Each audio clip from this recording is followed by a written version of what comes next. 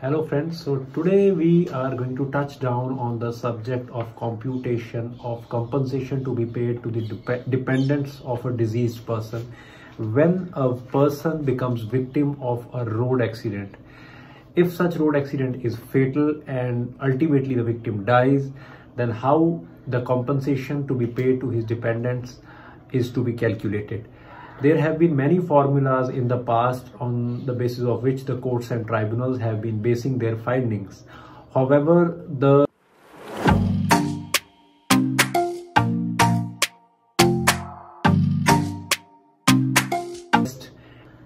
friends, in the Sarla Verma case, the facts of the matter are that originally an X amount of compensation was determined by the tribunal, that is the Motor Vehicle Accident Tribunal. So friends, strictly going by the facts of the case, one Mr. Rajendra Prakash, who was working as a scientist with the Indian Council of Agriculture, he suffered an unfortunate and untimely death in a road accident.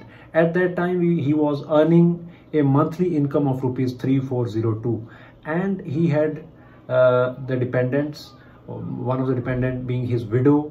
He had 2 children, he had parents to look after, he also had a grandfather to look after at the time of his death. Although he was earning rupees 3402 per month, but when his case was taken to the MACT, then the tribunal assumed that 1/3 of his monthly income would be the amount that he would be spending upon his personal and living expenses. So therefore this 1/3 amount was deducted from his total monthly income, and therefore it was decided that his contribution to his family would not be more than rupees 2250 per month.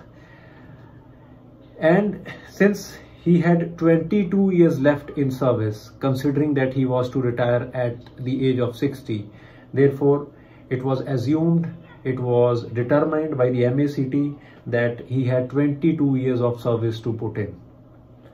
In this way, a total compensation of rupees 5,94,000 was payable to him in the judgment passed by the MACT.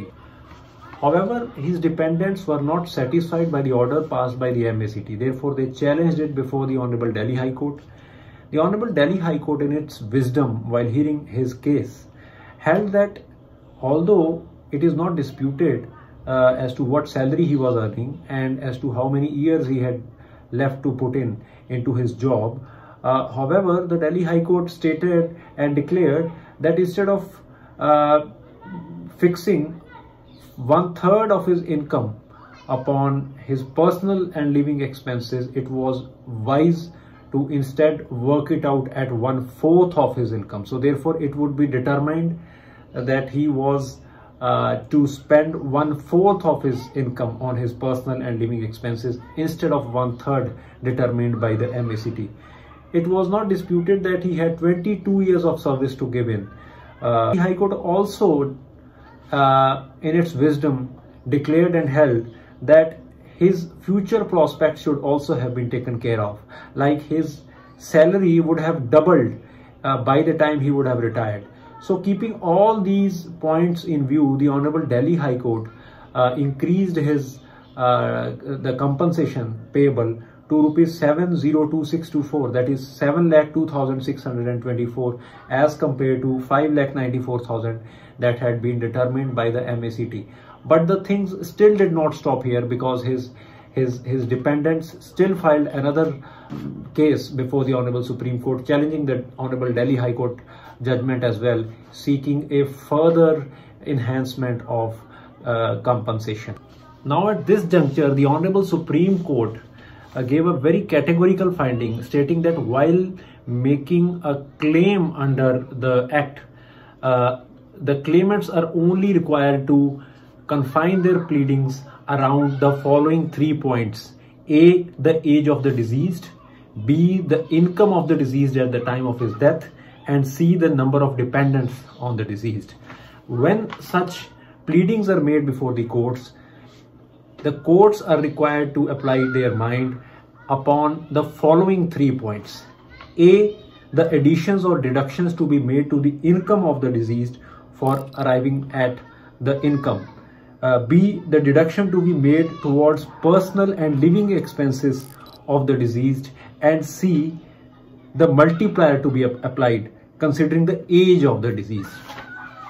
The Supreme Court also found that many tribunals and courts were placing their findings in such like cases on a variety of judgments and the precedents that were before them. Like for instance, some courts were dependent upon the judgment of Nance versus British Columbia Electric Railway Company to determine the compensation, and some courts were placing their reliance upon Davies versus Powell case. The difference between both these cases has been decided by the Honorable Supreme Court. In the case of General Manager Kerala State Road Transport Corporation versus Suzanne Thorpe, back to this case, the Supreme Court determined certain steps which are required to be taken in determining the compensation to be paid. Step 1 would be the determination of the multiplicand. Now, what is a multiplicand? Multiplicand is that income that a person would have earned after deducting the expenses that he would have incurred on himself and such like expenses. So in other words, multiplicand means the amount that he would have contributed to his dependents in his family. So therefore, this amount is determined after deducting the expenses that he would have incurred on himself and such other like expenses on his personal needs from the total salary that he was earning. Having regard to the age of the deceased and the period of active career, the appropriate multiplier should be selected. This does not mean ascertaining the number of years he would have lived or worked but for the accident. Having regard to several imponderables in life and economic factors, a table of multipliers with reference to the age has been identified by this court.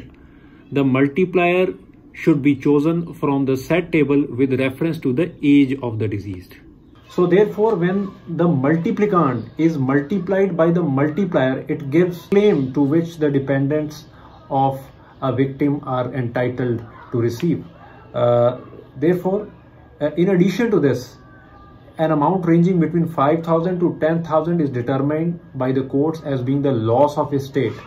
Another amount between 5,000 to 10,000 is provided by the courts under the heading of loss of consortium if such victim had left behind a widow. To add to this, funeral expenses, then cost of transportation of body and the medical treatment incurred before the death of such victim may also be added by the court. So this is the method for reaching at the total claim which is to be paid to the dependents of an accident victim.